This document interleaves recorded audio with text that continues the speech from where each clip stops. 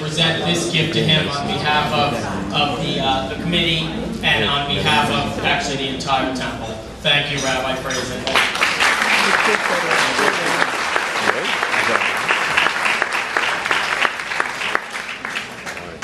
Some box of cookies. Oh, it's a temple board.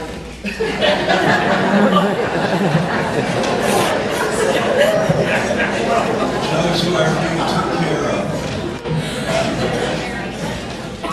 Anyway, what a joy this is, and you guys really have surprised me.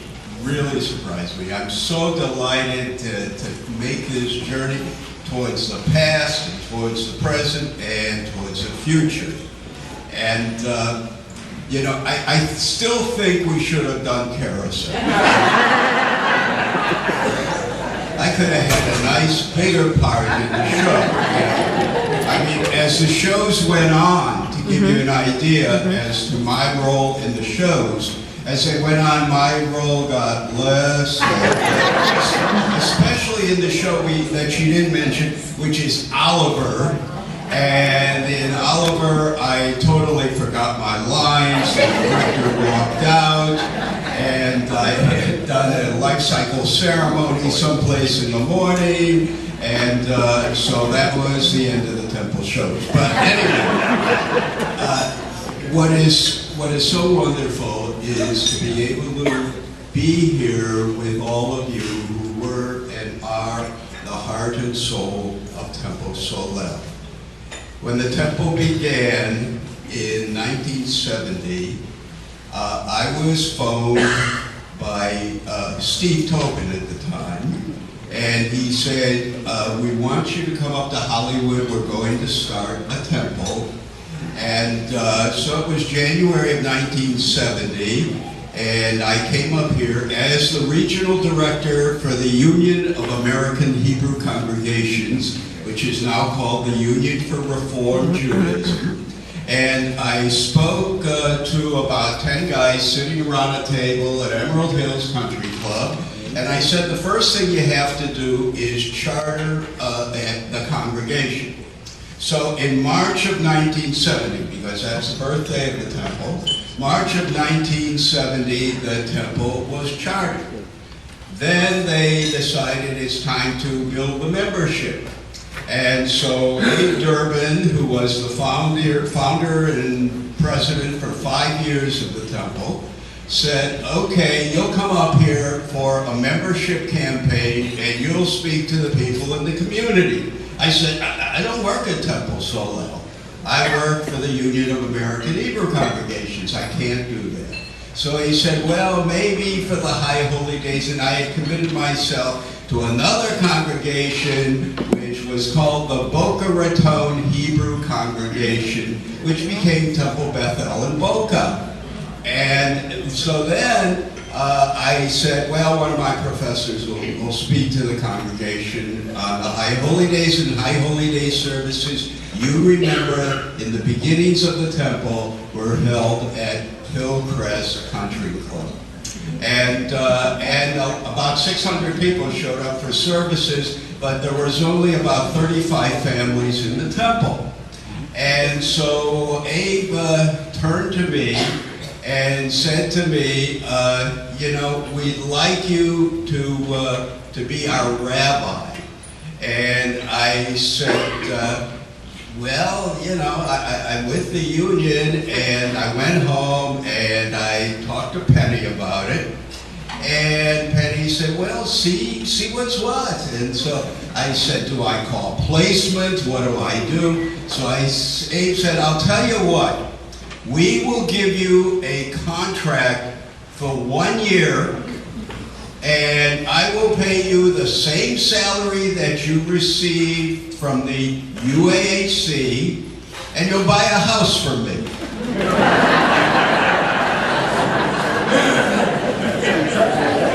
So then I ran home to Penny again, and I said, well, what do you think? So Penny said to me, well, it's worth a gamble. And I said to Abe, you know, you're taking a gamble, and he said, yeah, I'm taking a gamble, and so are you, and we'll see what happens after 1 year. And I called placement for the rabbis. I said to them at placement, you know, it's a 35 family congregation. They said, why are you bothering us with that? We don't care, you know? You don't have to go on placement for that, for 1 year, for 35 family. I said, okay. I said, I'll see what's what. So Penny and I, when I was in rabbinical school, we had lived the first year on the money we received at our marriage, and then we lived the next 4 years while Penny worked, and I went to school, and she was a third grade school teacher in Cincinnati, supporting a rabbinical student. And then when I was ordained on June 5th of 1964, when I was ordained at that time, I didn't know what the future would bring. I had a wonderful assistantship with Rabbi Maurice Davis, and he taught me how to preach, and he taught me how to teach, and he taught me the importance of developing a future within your temple through your teenagers, and it was very special. So before I could accept the position, I still had to be interviewed by someone's daughter in the congregation who was a teenager in the congregation, whose name is Kip Hunter, and Kip now is an executive, and Kip was the one who turned to her mom and dad and Larry and Jill Hunter, and I want all of you to meet Larry and Jill Hunter. Larry was the second president of Temple Solel. Larry, please stand up. Jill.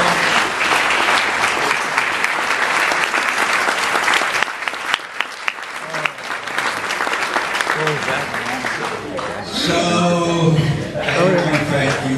What, Jill? Did anybody back in 1971 7 envelopes and trails for the temple? Mm-hmm. Is somebody there with me? Who else was there in 1971? 1971. I'm going to call out years. Okay. Alan Sandler back there. The Connies right here. Okay. So anyway, that's how it started. Kip said, okay, and it was 1 year. After the first year, we had 150 families. After the second year, I got a second year, another 1 year contract. I got a second year. It was 250 families, and then, you know, the 1 year contract turned out to be 37 years. And so,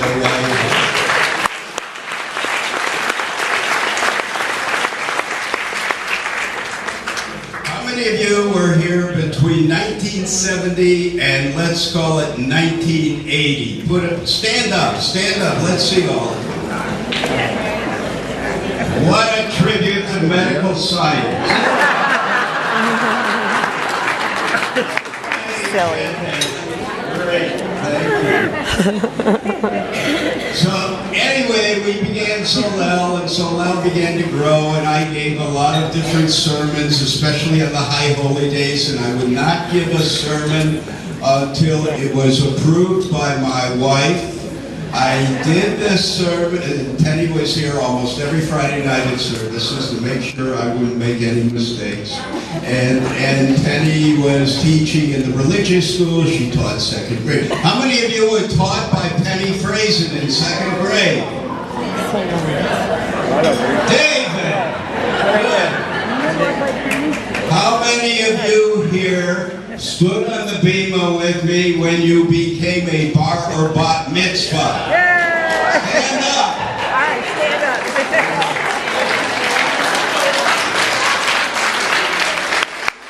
Sit down now. How many of you were confirmed in Temple Solel? All right. And graduated from Bagels and Bible. The easiest Sit down, college course sit you down. ever took. It was. So anyway, and during the holidays, when we celebrated my 25th year as a rabbi, Judy Kleiman, a blessed memory, Judy was president of the temple, and she gave me something which hangs in my office here. She gave me something that hangs in my office here that was written by Rabbi Stephen S. Wise, who was a very important founder in the Reform community of the State of Israel, and who said in 1926, "Better dare to fail than fail to dare," which is a very important statement in guiding someone in terms of their rabbinate, because you are to stand up on the bema on the high holy days, and you are to serve, I believe, as a conscience to your community. And you are to take the teachings, because that's what we really treasure within Judaism. You take the teachings of the prophets and you ask your congregation to put them into action. And so we as a congregation, along with the city of Hollywood, when David Keating was the mayor of this city, helped to make certain that there would be an interfaith council. Because now we have the Broward Interfaith Council. And then within the Interfaith Council, the people within this congregation, we said there are too many homeless people on the streets of Hollywood downtown. We need an outreach center. We need a homeless shelter. There were those commissioners when David Keating was mayor. There are those commissioners who fought it. They said, no, you can't have a homeless shelter. And they complained about me, as a matter of fact. They complained, why should we have a homeless shelter? And now today, and it was been organized and manned and cleaned out by the teenagers of Solel, and now it is the Broward Outreach Center, which came into existence through our congregation. And these are the issues that I chose to speak about on the High Holy Days. And there were some people who said, oh, he's left of left. Well, the prophets of the Bible were pretty left of left, okay? They said, I hate, I despise your sacrifices, O children of Israel. Let justice well up as waters and righteousness as a mighty stream. So I thought I was preaching about justice and righteousness, and this is what I chose to do. And when anybody complained, I must tell you, I kept in my wallet something that was given to me by Joyce Roman on one of our trips to Israel. Joyce, in the Beit HaTfutzot, which is the Museum of the Diaspora in Tel Aviv, wrote down these words. I know them by heart, but it's more effective to read them to you. Wrote down these words by Rabbi Israel Solel, a rabbi whose community does not disagree with him is not really a rabbi. And a rabbi who fears his community is not really a man, or in today's world, a woman. So the fact of the matter is, those are words that inspired me and made me stand up there on the bema with about 1,800 people here, stand up there and say what I thought was right in terms of making this world a better place in which to live. And again, Penny was approving these sermons, so don't blame them. Again, I still think there are certain things we have to learn. And it was in one of the sermons at Hillcrest, at the very beginning, I spoke some words, a poem by Archibald MacLeish, and I'm going to revise it a little.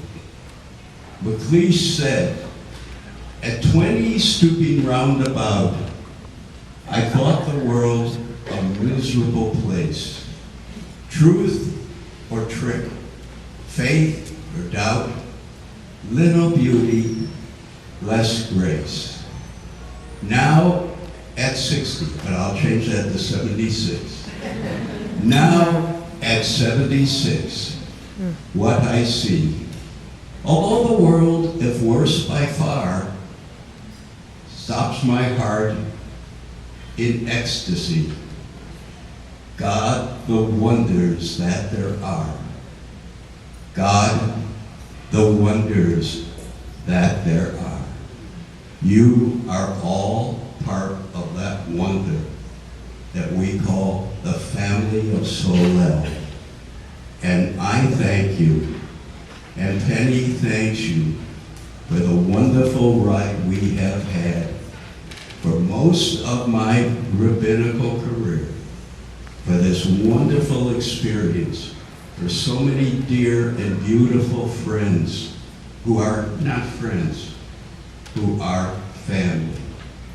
May God bless you, guard you, may God lift up God's face upon you and grant you all of God's goodness and God's ultimate blessing, the blessing that is shalom, the blessing that is peace. Thank you, we love you. Take a long walk, read a good book, make a new friend, and eat a cookie. And lastly, I would like to introduce someone who's known me longer than anybody else, my cousin Susie, who's there at the table.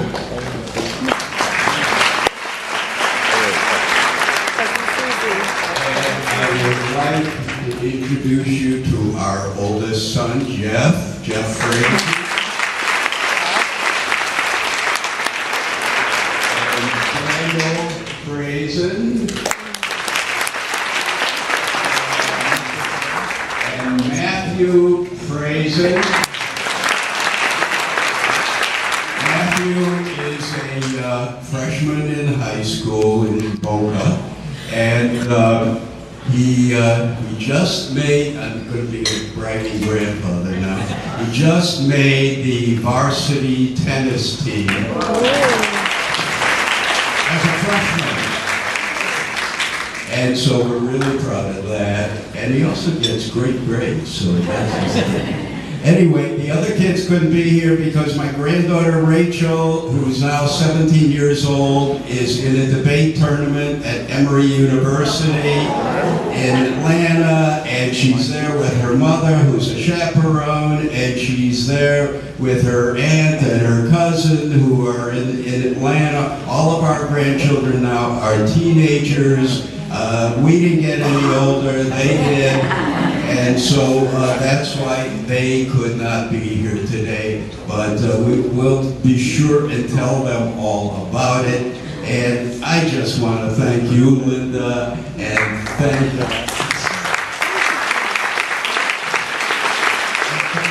Stacy, and thank all those who grew up in the temple. A lot of them now are, as we had hoped, members of the executive board of Temple Solel. Will those people who grew up in the temple, who are members of the executive board, please stand up?